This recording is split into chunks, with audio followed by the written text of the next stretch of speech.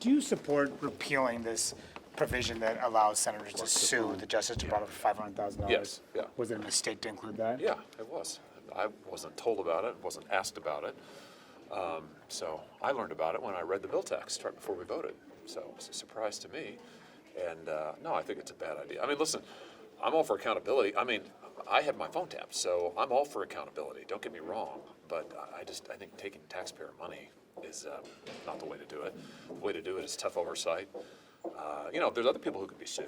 The telecom companies, they'd probably be terrific targets for suit, but you don't need a waiver of sovereign immunity to do that. You can't sue the government without a waiver of sovereign immunity. That's what this is about. Yeah. What's your message to your colleagues like Senator Corden, who we just spoke to, who's defending this provision? Listen, I mean, folks can have their positions. I just say as someone who was actually targeted here, there are only 8 of us, and as someone who was actually targeted, I would just say that I want accountability probably more than anybody. But the way you do that is you hold public hearings, you do a full investigation from top to bottom, which I hope the Justice Department and FBI is doing. We should do that as well. You hold the telecom companies accountable. I mean, the telecom companies should never have turned over this data, and they did it without informing. They didn't inform me, and as far as I know, they didn't inform any senator. That's a huge, huge problem. So they should be on the hook legally. So there's a lot of people here, I think, to go after. I just don't see how taking taxpayer money, I mean, why should the people have been abused here as much as anybody. Why should they be on the hook? That's the part I don't get. Senator, you were one of just 2 Republican senators who voted to advance the Epstein bill back in September. What do you think of the way the administration went from opposing this bill to supporting it, and the speaker flip-flopping as well, and now this becoming law? Well, I'm glad it's law, and I think that the president is in the right position on this. He said, Manu, back in this track now, maybe May something, fairly early, he said that he would encourage the Attorney General, you and I have talked about this, he would encourage the Attorney General to release everything that she can that's not classified. This bill will now compel that. And, he said he supports it.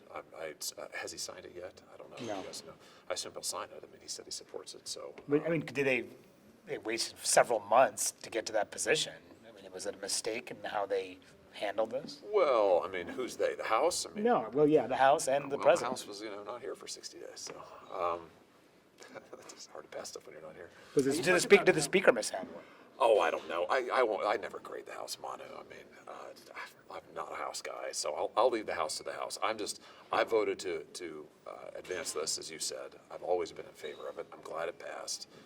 I think the president's right about it. I'm sure he'll sign it, which is the right thing to do. And people get all the facts, which is what should happen. We should have total transparency here. Senator, what's your reaction to speculation that maybe the Justice Department uses the possible investigation of Democrats related to Epstein's illicit activities as an excuse not to turn over all these files or make all these files public, or that there may be other reasons, whether they cite court seals as they have in the past, even though this legislation is passed, that may slow walk the release of these files?